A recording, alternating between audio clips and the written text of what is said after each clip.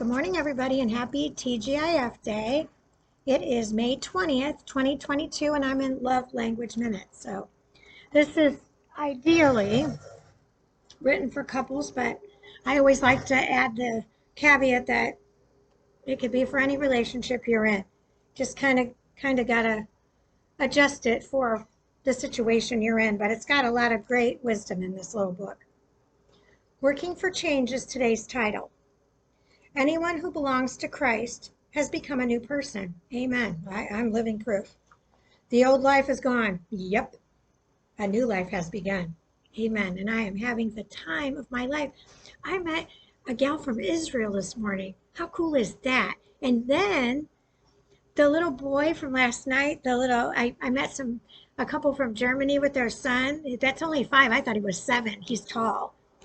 He was a little apprehensive with dogs. They weren't so sure. Well, they become best buddies, and now they're going to get a Rottweiler. He wants a Rottweiler, and the parents are thrilled. I am so thrilled. He learned how to give her kisses. They speak German. I said, well, you ought to be able to find a good one since she's got German bloodlines and you live in Germany. Just saying. How cool is that? A little boy and his dog. And I said, you know what will be cool is for him to learn. And I'm going to tell him tonight that I have a YouTube channel that if he ever wants to see Hannah, he can always see her on a video. So wouldn't that be cool? I don't know. He'll be all across the world and he can still see Hannah that he met. And then maybe he can, send stuff when he gets his puppy. I hope we stay in contact because I totally want to see this puppy from Germany. Never been there either. That'd be a fun visit.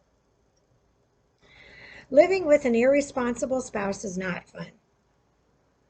However, watching an irresponsible spouse change and grow can be great fun. In yesterday's devotion, I suggested that the first step to helping is to find out why your spouse is irresponsible. Today, I want to suggest that the next step is to acknowledge your own failures in the past. Well, I don't call failure. You don't need to call them failures. How about little hiccups in your life?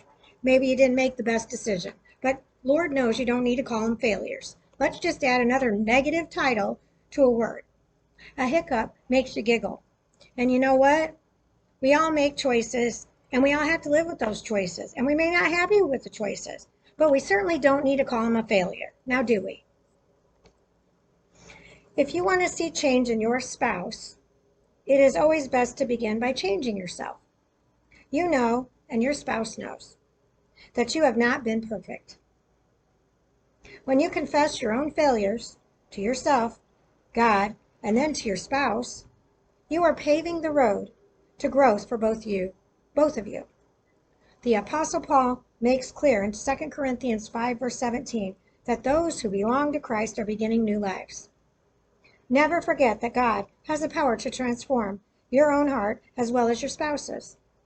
When you begin with what you can control yourself and ask God to change you, changes in your spouse will not be far behind.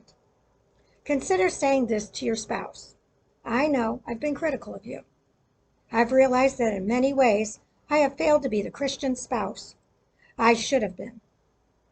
I know I haven't always given you the encouragement you needed. I hope that you will forgive me. I want the future to be different. With that communication, you have immediately changed the climate between the two of you. You have opened the door to growth. Amen. Lord, I am grateful that you are in the business of changing lives. Though it's tempting to think that only my spouse needs to change, I know that's not true. Please help me to be willing to change as well.